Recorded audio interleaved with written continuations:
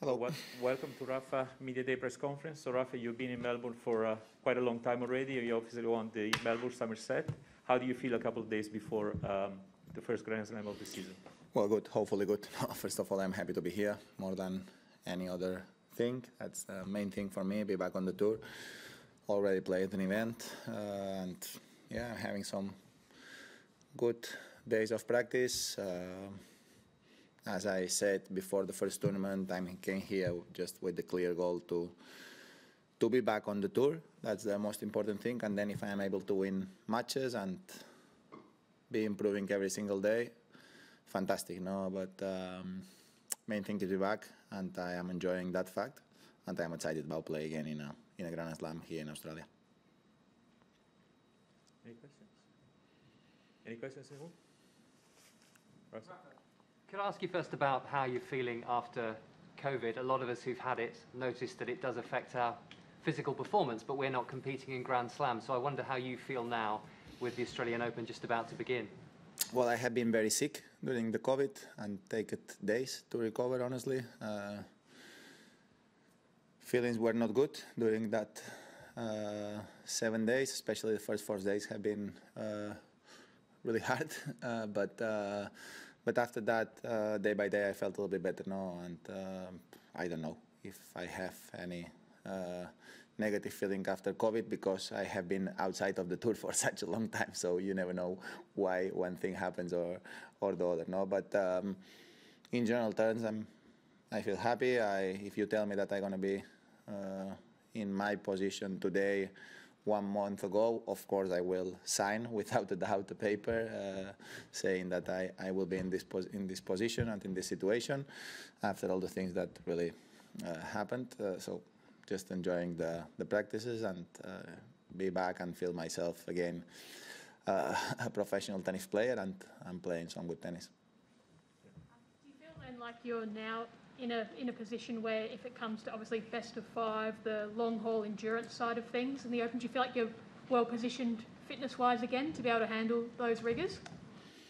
On Monday we're going to see it. I can't tell you a clear or accurate answer because I didn't play best of 5 since Roland Garros, no? And I only played 3 matches in the last 6 months, so it's obvious that it's not clear anything, no? So I just want to go day by day, and of course I'm gonna keep trying my best to improve, no? But practices helps, and be practicing here with the guys and play 3 matches last week, and let's see how the things start here in the Australian Open.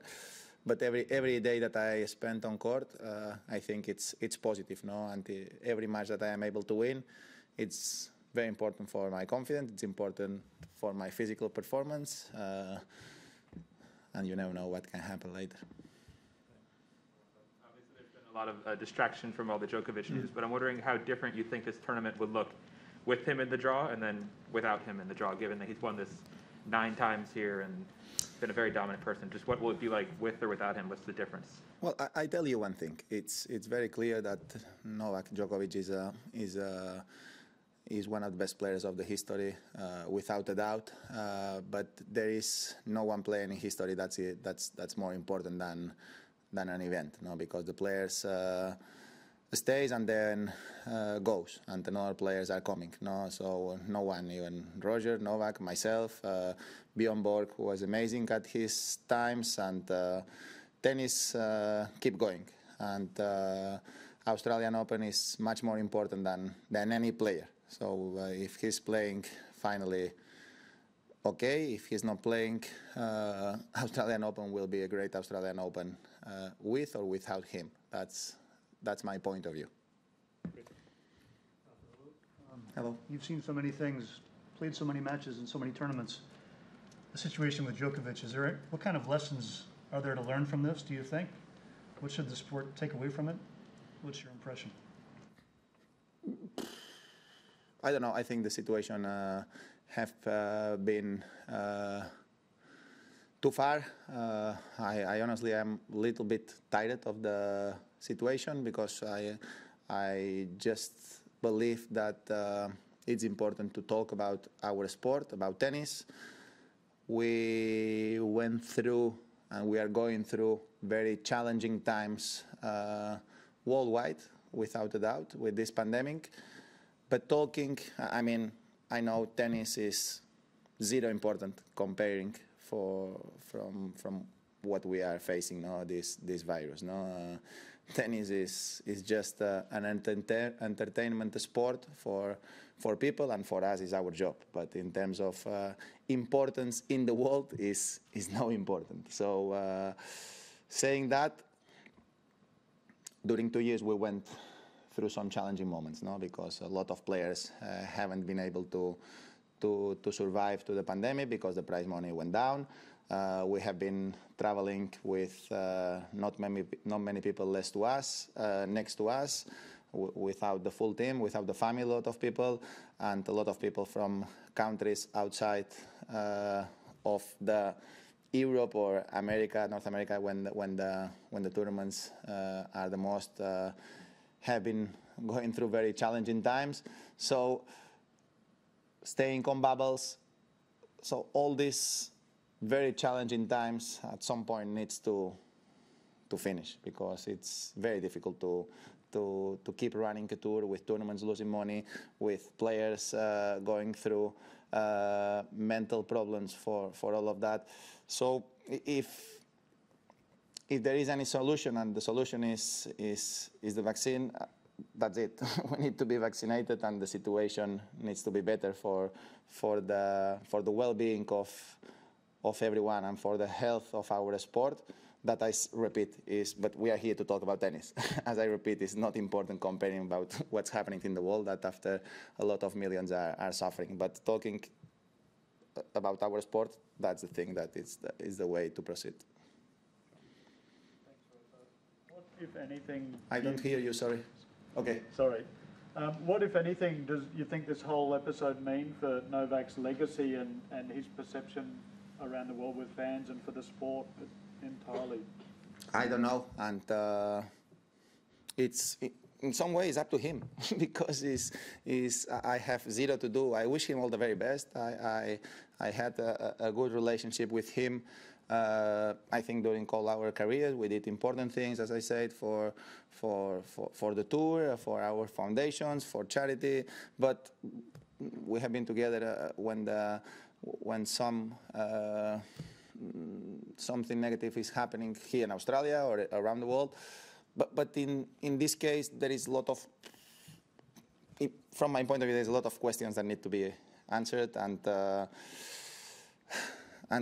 in some way, I think will be good if everything clarifies soon. No, but about his image, I mean, everyone chooses his road, and I respect himself as a person, of course, and as an athlete, without a doubt. I respect a lot. No, so I wish him all the best, and I really respect him, and even if I am not agree with a lot of things that he did the last couple of weeks. Last one in the room.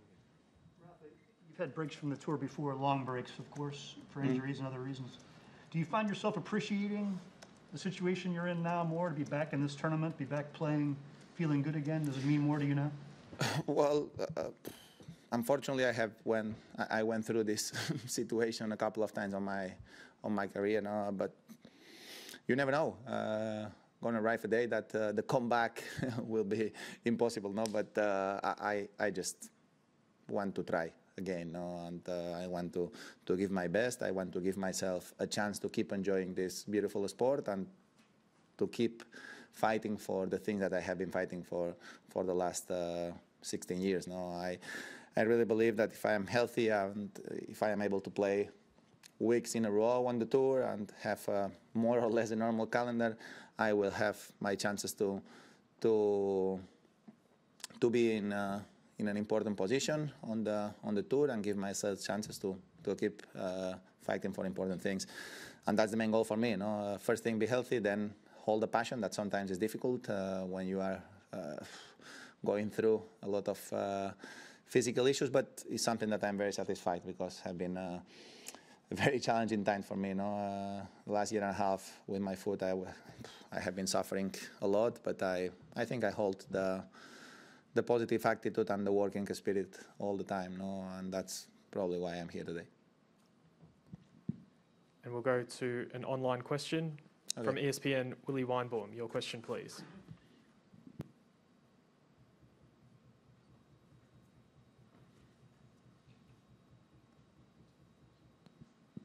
Hi, Rafa. What questions do you have about yourself right now as you go into this tournament? I try to don't ask me a lot of things to me. I mean, that's why you are here. But I don't know. I just try to not think much and just keep going. I mean, when you're coming back from injuries and from a period of time that you are not going on the tour, you need to accept that the thing's not going to be perfect, and that's the main thing for me. Accept that you are moving sometimes a little bit slower, that sometimes you're going to miss, sometimes the things are not coming that quick and that automatic. You need to think more about how to play, about shots, about technical stuff, but it's about time, and I know that, and you need to forgive yourself the mistakes and be humble enough to accept the process, to accept that sometimes the thing's not going to go that way, and to accept that there is, of course, bigger chances to lose. So accepting that, then is the moment to move forward, to play with the best attitude possible, better than never, and then just try to play as good as possible to give yourself chances.